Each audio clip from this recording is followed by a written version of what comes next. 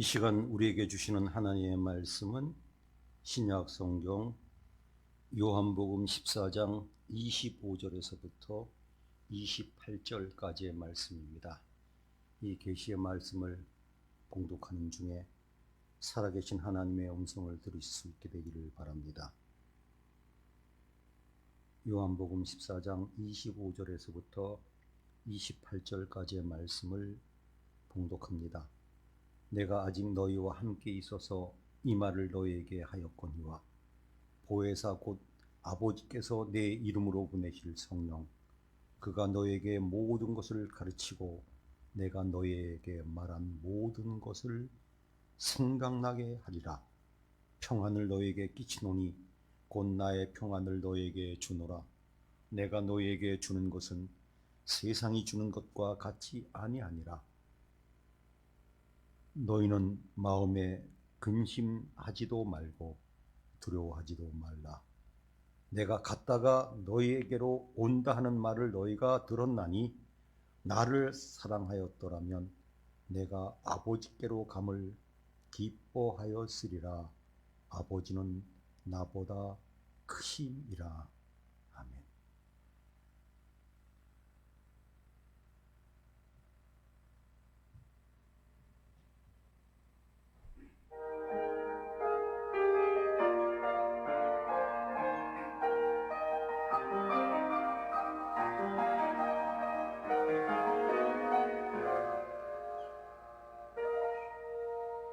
내 삶이 먼저였는지 주님이 먼저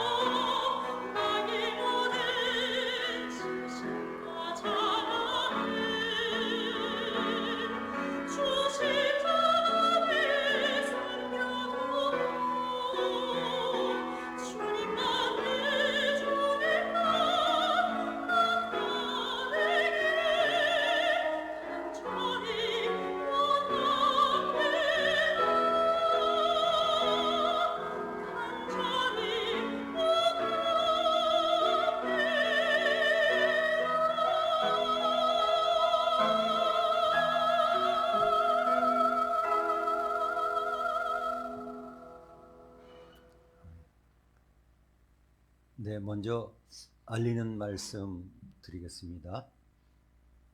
여러 번 광고한 대로 오늘부터 이제 우리 교회 일꾼을 세우는 일을 위해서 공동의회 투표를 하게 됩니다.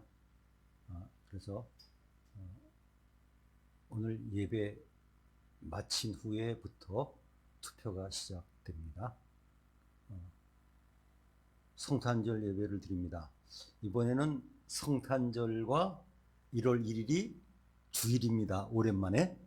그래서 온 교우들이 같이 좀 모이는 기회도 삼고요. 그래서 1, 2, 3부를 2부에 같이 모입니다. 그래서 우리 1부 예배 나오는 교우 여러분도 성탄절 주일에는 성탄절 예배 겸 주일이니까 2부 예배에 같이 참여해 주셨으면 감사하겠습니다. 여러 가지로 그래야 될 것 같아서 이렇게 정했습니다. 그날 기억해 주시기 바랍니다. 그 다음 성탄절 예배는 말씀드린 대로 이렇게 드리고요. 또 송구영신 예배는 우리가 작년에는 9시에 드렸는데 토요일 날입니다. 그래서 1시간 당겨서 8시에 송구영신 예배를 드리고 그 다음 날인 2023년 신년 예배는 1, 2, 3부 똑같이 드리면서 예배마다 성찬식을 진행하겠습니다.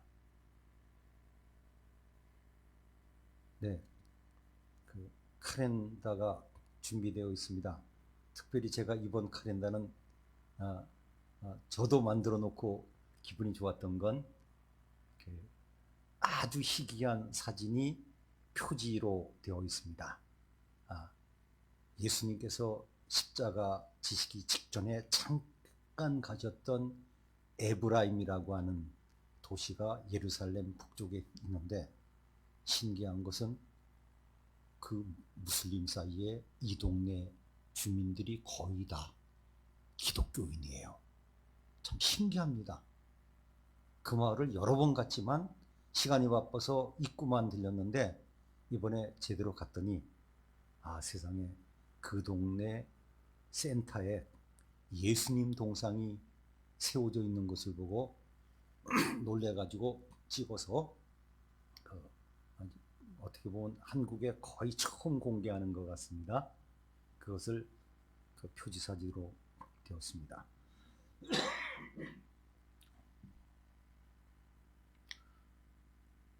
오늘도 교회에서 예배를 같이 드리는 교우 여러분, 그리고 먼 곳에 계시지만 영상으로 예배를 드린 교우 여러분, 하나님의 말씀을 통한 위로와 응답이 있기를 바랍니다. 벌써 금년이 거의 다 지나가고 있습니다. 참 올해도 힘들었던 한 해인 것 같습니다. 그런데 연말이 되게 되면 일반 매스컴에서 그런 행사들을 하는 것 같습니다. 올해의 사자성어 그래가지고 기준을 정해가지고 올해 한 해를 돌이켜보면 이런 사자성어가 같다 그렇게 발표들을 늘 하는 것을 보았습니다. 그러나 우리 믿는 사람에게는 궁금한 점이 있습니다. 성경 말씀이 얼마나 양이 많습니까? 장으로 따져도 1189장입니다. 그 많은 말씀 가운데서 혹시 올해 어떤 교인들이 어떤 말씀을 주로 보았을까?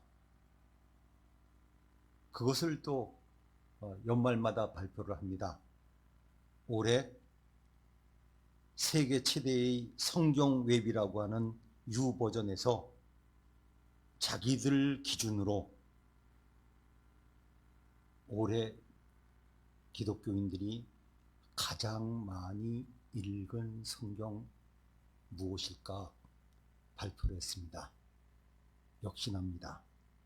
이사야 41장 10절이 올해 우리 믿는 사람들이 가장 많이 본 성경으로 보아집니다. 두려워하지 말라. 내가 너와 함께함이라. 놀라지 말라.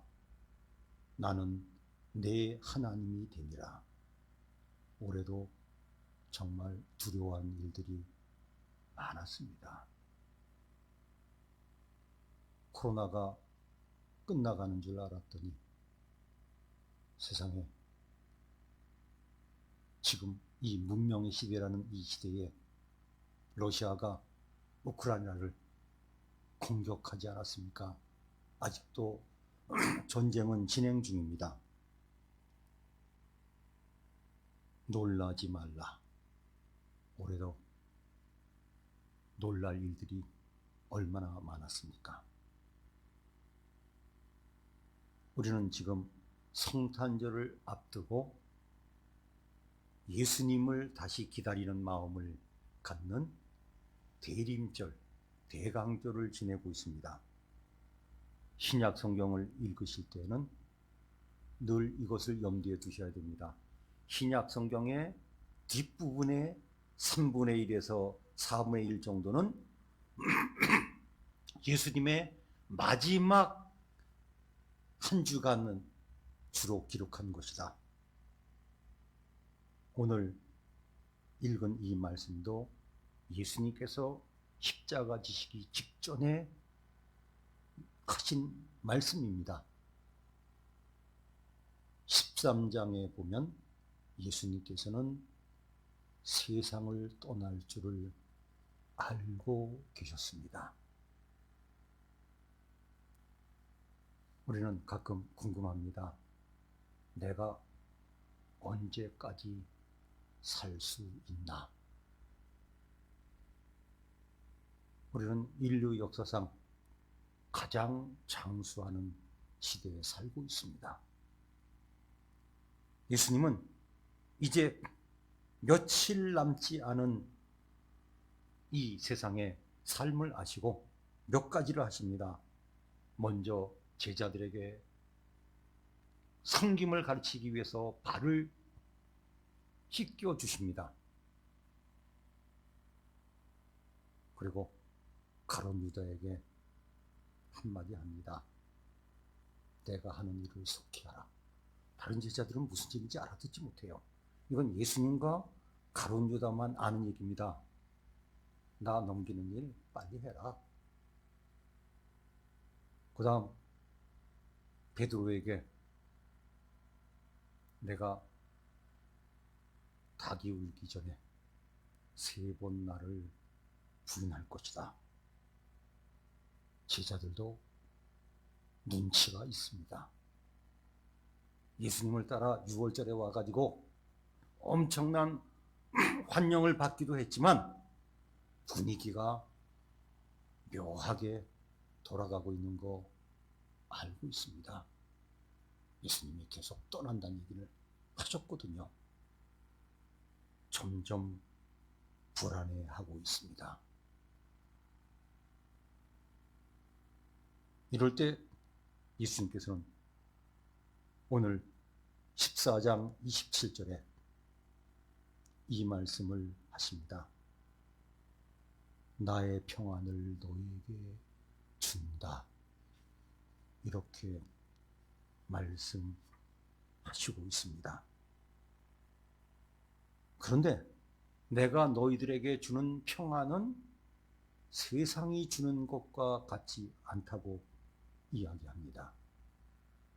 사실요, 불안하고 근심 걱정될 때 잘 버티는 사람들도 많습니다.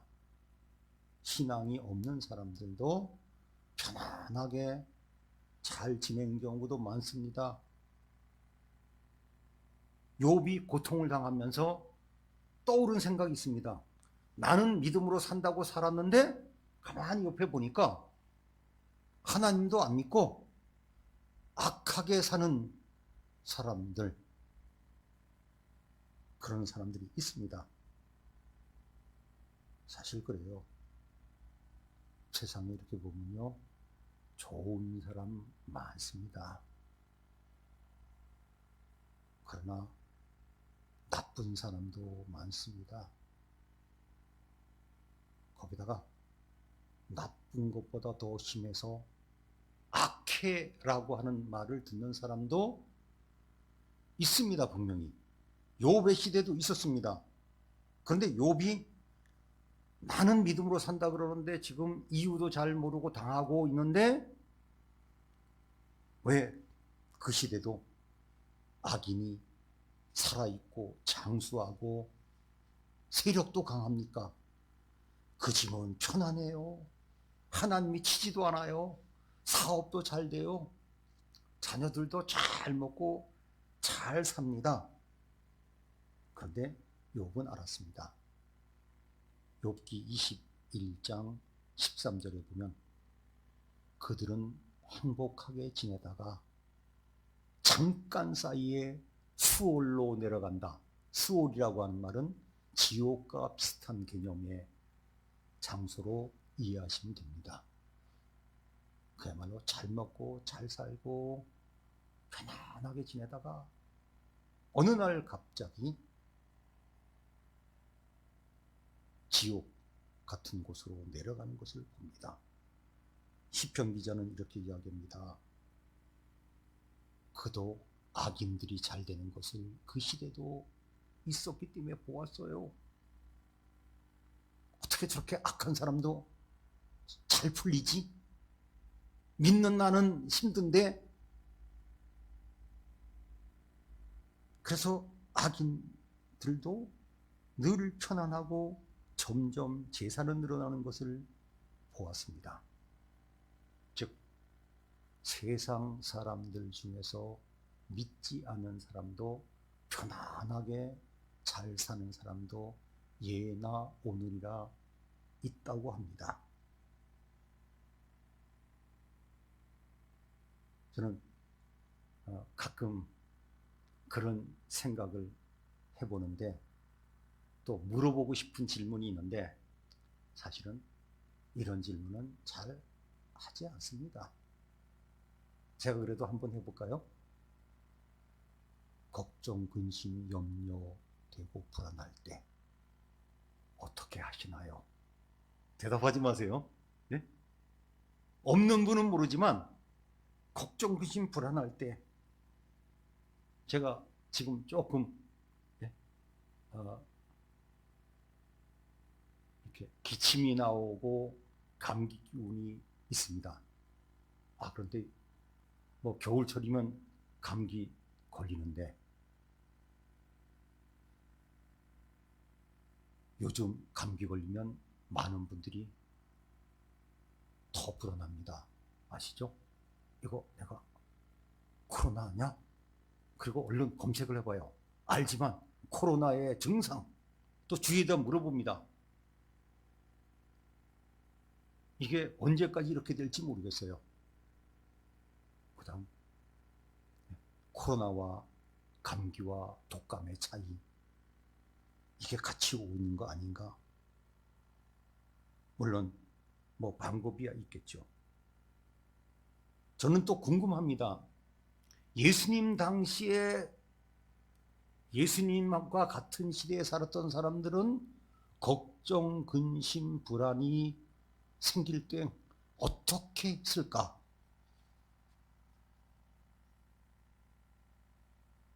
많은 사람들이 여러 가지 방법을 찾습니다. 뭐 취미 활동을 해라, 또 뭐 명상을 해라, 또 어떤 사람들은 아무 생각 없이 걱정, 근심 다 잊어버리고 될 대로 되라, 운명에다 맡겨라, 뭐 여러 가지 이야기를 합니다마는 예수님께서는 말씀하십니다. 나의 평안을 너에게 준다. 그런데 내가 주는 평안은 세상이 주는 것과 같지 않다고 하는 말씀입니다. 저는 이 말씀을 가지고 많이 묵상해 보았습니다. 세상 사람들도 세상의 방법도 우리를 편안하게 하는 방법들도 있구나. 저는 특별히 통증과 어려움이 있을 때 현대의학을 놀랍게 바라보았습니다. 우리 교우들도 아셨겠지만 지금 치료하는 기술보다도 훨씬 더 발달된 분야가 있는데 제가 알기에는 진통제 쪽이라고 생각합니다. 예전에는요, 그런 진통제가 없었어요. 전 지금도 기억합니다. 말기 암일에서 통증을 호소할 때 진통제를 구할 수 있는 데가 별로 없어서 전국을 뒤져가지고 그 비싼 진통제를 고가에 구입해서 먹여봤자 몇 시간 지나면 또 당하고 또 당하고. 그런데 최근에 보니까요, 정말 진통제 쪽은 비약적으로 발전했습니다. 물론 진통제가 좋은 것은 아니죠. 진통제의 부작용도 무섭습니다만은 부작용보다도 주는 혜택이 더 크기 때문에 진통제를 씁니다. 최근 들어서 우리 국민들이 정말 많이 아는, 어쩌면 이거 모르는 분들은 없는 것 같아요. 어느 회사 약 제품 선전하는 것 같아서 죄송하지만 타이레놀 아시죠? 참 타이레놀 구하느라고 약국마다 떨어져 가지고 성능은 똑같은데요 갖고 가시죠. 근데 사람들이 잘 안 사갑니다.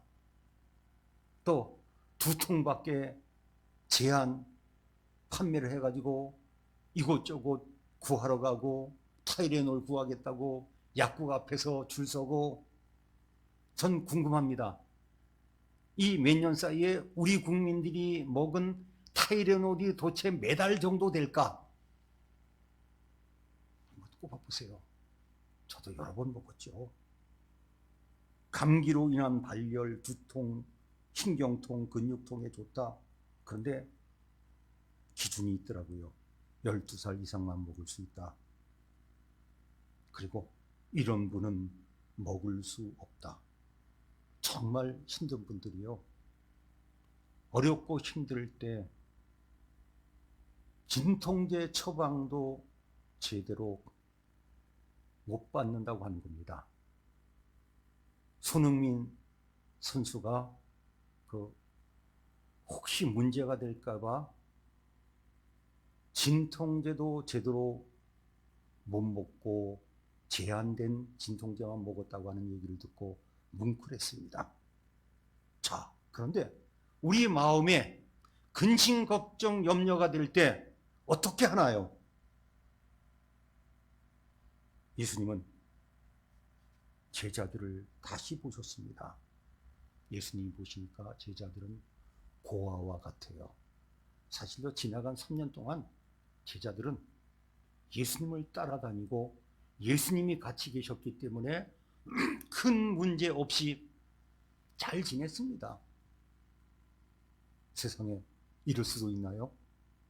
광야에서 5,000명 먹일 음식이 없으니까 기적을 일으켜서라도 먹여주셨습니다. 베드로 같은 경우는 장모님이 열병으로 고생하는데 예수님이 그 자리에서 낫게 해주셨습니다.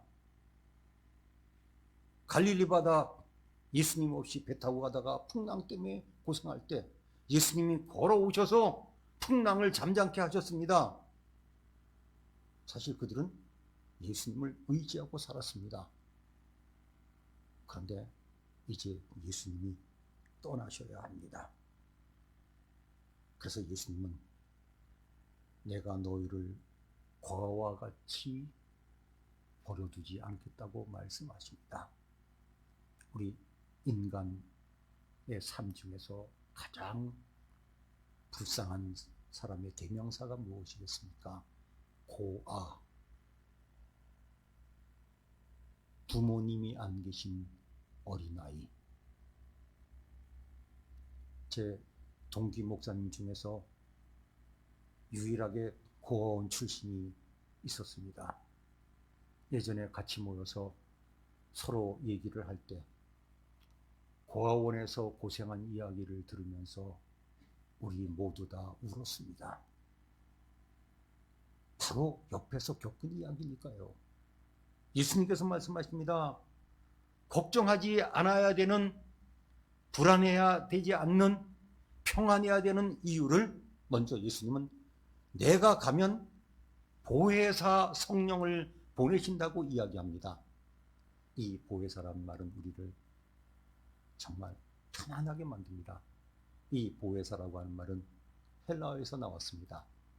언제나 옆에 계시며 나를 위로하시고 도와주시고 붙잡아 주시는 분이시다. 그런 뜻입니다. 내가 가지만 나와 똑같은 역할을 할 또 다른 보혜사 너에게 보내주겠다. 그리고 예수님은 말씀하십니다. 16장 33절에 너희로 내 안에서 평화를 누리게 하려 함이라. 세상에서 환난을 당하나 담대하라, 내가 세상을 이겼노라. 예수님은 환난을 없게 해 주실 수도 있지만 그 환난을 이기게 하시는 능력도 주시는 분이십니다. 그리고 저는 이 말씀에 너무 많은 은혜를 받았습니다. 죽음이 무엇인가?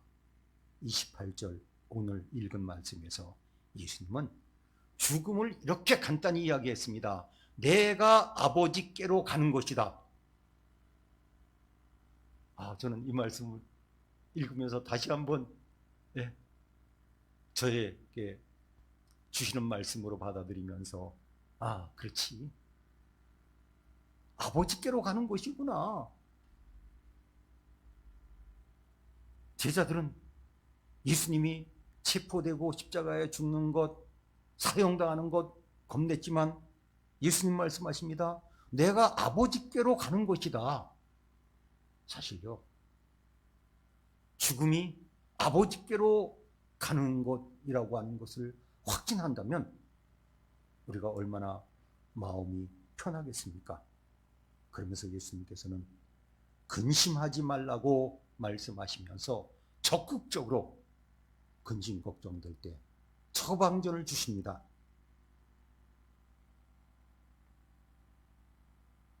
요즘 의학이 많이 발달돼서 진통제도 발달되었지만 안정제 계통도 많이 발달되었습니다. 제가 의학적으로 잘 몰라서 검색을 해봤더니 약국에 가서 신경안정제 살 수 있나요? 그랬더니 어느 분이 댓글 달았습니다. 의사 처방만이 가능합니다. 그렇죠. 우리 인간이 의학이 많이 발달돼서 우리가 근심 걱정 불안할 때 우리를 안정시키는 약을 먹을 수 있지만 전문가의 처방 없이는 안 되는 겁니다. 또 많은 사람들이 불안할 때 이렇게 충고합니다. 전문가를 찾아가서 의지하라고. 그게 쉬운가요? 예수님께서는 구체적으로 말씀하십니다. 내 이름으로 무엇을 구하든지 내가 시행하리라. 예수님은 말씀하십니다. 평안을 달라고 기도하라고.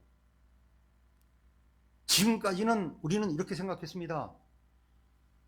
풍랑이 막 일어나면 이 풍랑을 잠잠하게 해달라고, 문제가 생기면 그 문제를 해결해 달라고 그렇게 기도했었습니다. 그런데 예수님의 이 기도는 환경은 그대로예요. 계속해서 배는 풍랑이 휘달리고 있습니다. 그럴 때 기도하라고. 내 마음 속에 예수님이 주시는 평안을 달라고 기도하라고. 저는 갑자기 확 밝아졌습니다. 그렇지. 우리는 세상 사람들도 하지만 어렵고 힘들 때 그 어렵고 힘든 상황을 기적을 일으켜서라도 해결해 달라고 그럽니다. 그러나 예수님의 이 기도 가르치신 것은 상황이 그대로 될지라도 내가 주는 평안을 달라고 기도하라고. 저는 그래서 이 말씀을 오래전부터 이렇게 제 나름대로 별명을 붙였습니다. 초자연적인 평안. 세상이 주지 못하는 평안. 저도 이제는 살 만큼 살아서 이제는 말할 수 있다 얘기를 자꾸 쓰지만 저는 정말 청소년기에 혹독한 세월을 보냈습니다.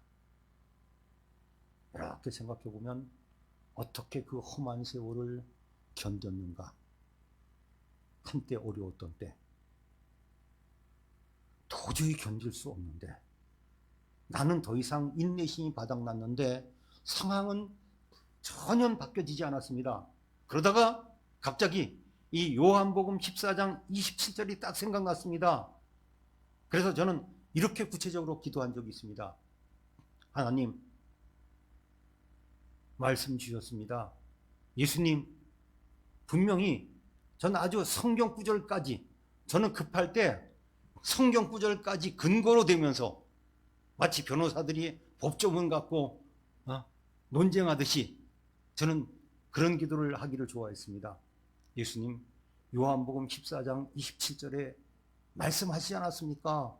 세상이 주는 것과 같지 않다고 하는 평안을 주셔야 되는데 저 도저히 못 견디겠습니다. 정말 인내심도 바닥이 났습니다. 이 평안을 저에게 지금 주시옵소서. 그렇게 기도했습니다. 그랬더니 조금 있다가 갑자기 제가 달라졌습니다. 내가 뭐 때문에 조금 전에 걱정했지? 나를 괴롭힌 사람들이 있어요. 저 사람들이 누구지? 이름도 생각이 안 나요. 갑자기 편안해졌습니다. 그래서 저는 가끔 그 기도를 썼습니다. 물론 오래 가지는 않습니다. 진통제에 약효가 있죠. 이 약을 먹으면 몇 시간 간다. 그래서 저는 이 말씀을 진통제 같은 말씀이라고 생각합니다. 자주 쓰지는 않지만 저는 이 말씀을 상비약으로 가지고 다닙니다. 정말 내가 못 견디고 잠이 안 올 정도로 근심 걱정 염려될 때 저는 이 말씀을 또 붙잡고 기도할 겁니다. 앞으로도 예수님 요한복음 14장 27절에 약속하신 그 말씀, 그 말씀대로 내 마음속에 이 평안을 주시옵소서. 세상 진통제, 안정제는 부작용이 있고 비용이 들어가지만 예수님께서는 이 기도를 들어주십니다. 예수님은 제자들 보고 불쌍했습니다. 요즘 우리 삶이 얼마나 어렵고 팍팍합니까? 그러나 우리는 이 놀라운 복을 가진 사람들입니다. 내 평안을 너에게 주노니 이 평안은 세상이 주는 것과 같지 않다. 저는 이것 때문이라도 우리가 예수님을 믿고 의지해야 된다고 생각합니다. 많은 영적인 복을 주셨지만 특별히 내가 감당할 수 없는 불안, 근심, 걱정, 염려될 때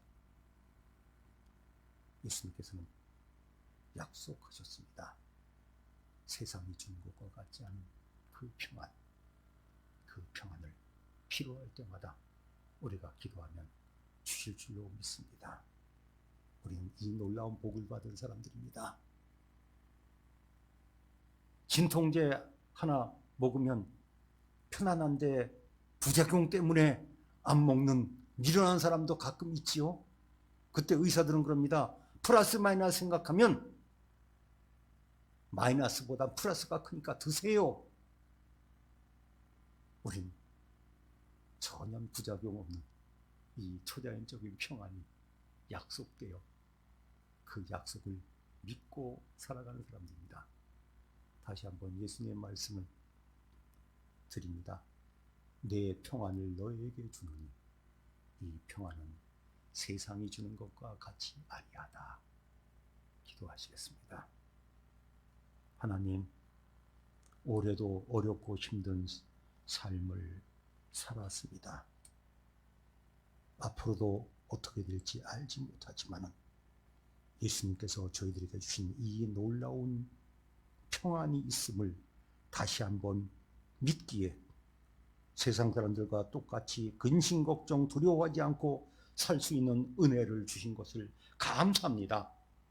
평안을 주시는 주님을 의지하며 끝까지 승리하며 나아가게 해 주시옵소서. 우리에게 평안을 약속하신 예수님의 이름으로 기도하옵나이다. 아멘.